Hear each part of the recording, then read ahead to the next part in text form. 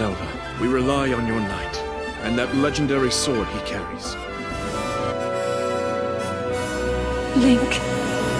After making one of the greatest games of all time with Zelda Breath of the Wild, Nintendo has done it again with Zelda Tears of the Kingdom, somehow improving on a game many thought had reached the Switch's potential. So, in the spirit of helping out Xbox, today, here are a few things Xbox can learn from Nintendo.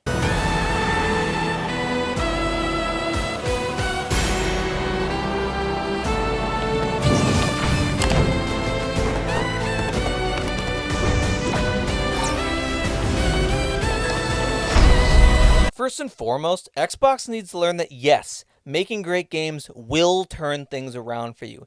This is the first lesson you need to know. Saying stuff like this, I see commentary that if you just build great games, everything would turn around. It's just not true. Doesn't make any sense. First of all, great games will turn things around. It's the only reason we're here. The only reason we're here is to play great games on Xbox. If you're not making great games, then why would I stay? I'm only here for Xbox games to be great. That's why we're here as gamers. Yes, there are other things you need to figure out, like exclusives and cloud gaming, but making all the games you put out great needs to be the most important thing. And yes, it will eventually turn around. And not just in the short term, but in the long term. Because like you said in the interview, the digital library is important. Once you create a great game, it's a great game forever. And it will forever be a part of Xbox's lineup. If they don't get that one, then the rest of these will mean nothing.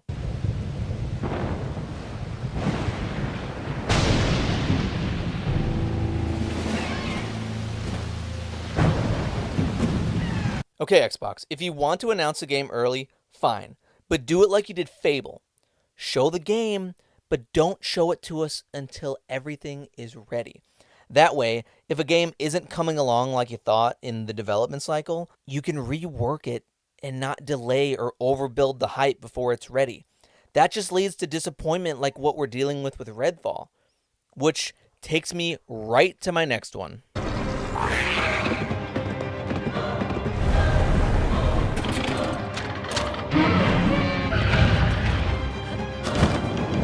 One thing that Nintendo has always done, going back to the very beginning, is that they don't release mainline games from any of their IP unless they think it's going to be great. So for example, all the main Mario games are great. Sure, you'll have a Mario Rabbids or something strange like that now and then, but games like Mario Odyssey and Mario Kart are always top tier, no matter what. So if you have a game in development and it's not going the way you like, change it up. Over the long term, the extra money you're going to spend to keep the IP good, alive, and popular, it's worth it. And if there's a studio that you keep having to rework their games, well, then it's time to look at who's over those studios. Make some management changes. Sony does it all the time. I mean, they just recently did it. They just got rid of a bunch of people because they weren't doing their job. And I don't know if Phil Spencer has that in him or if that's even up to him, but that's something they really need to look into because it's important. But Link, I am not sure you'll be able to stop him.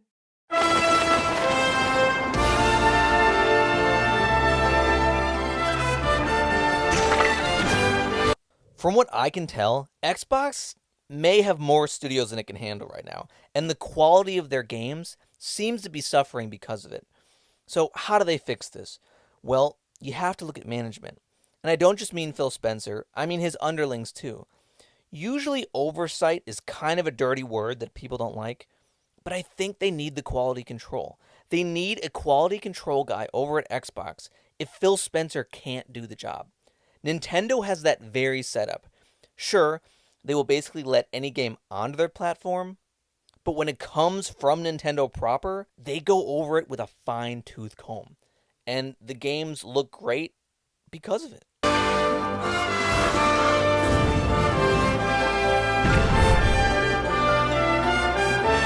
Most of Xbox's intellectual properties are hurting right now.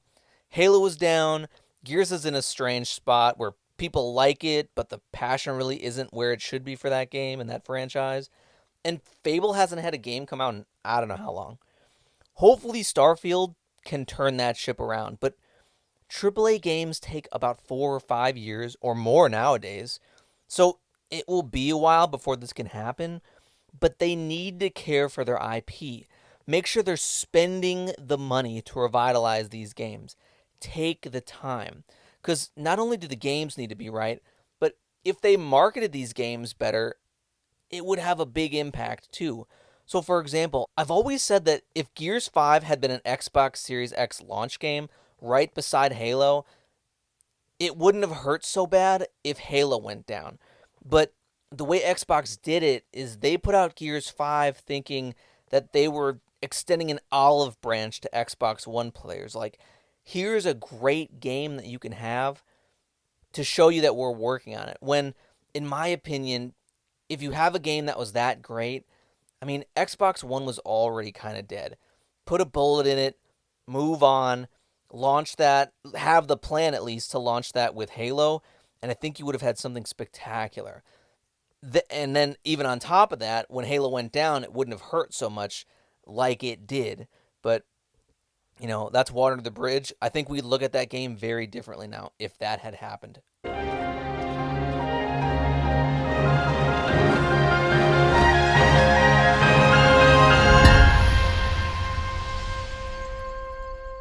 So here's a bonus one I hadn't planned. It kind of stumbled upon me as I was making this video. Xbox needs to find an identity. Nintendo is known for certain things. Sony is known for certain things. They're known for their single-player games. And Xbox needs to be known for something too now. Like, back in the 360 era, Xbox was known as the first-person shooter box. And people kind of crapped on them for that before, but at least back then, they had an identity. Now they don't even have an identity. They need to get back in the lab and get good at something.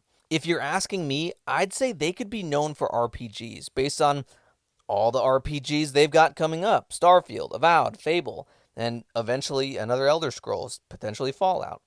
And I think that could be good for them. I really wish Xbox the best of luck moving forward. They got the money. Phil said in his last interview that Microsoft won't give up on Xbox, so that's not something they need to worry about, although I can't believe that's something they actually had to say. But anyway, I'm curious to know what you guys think. Let me know in the comments down below what you guys think. Is there anything I missed? Is there anything else Xbox needs to learn moving forward? I can't wait to hear it. Comment down below, subscribe to the channel, and until next time, bye-bye.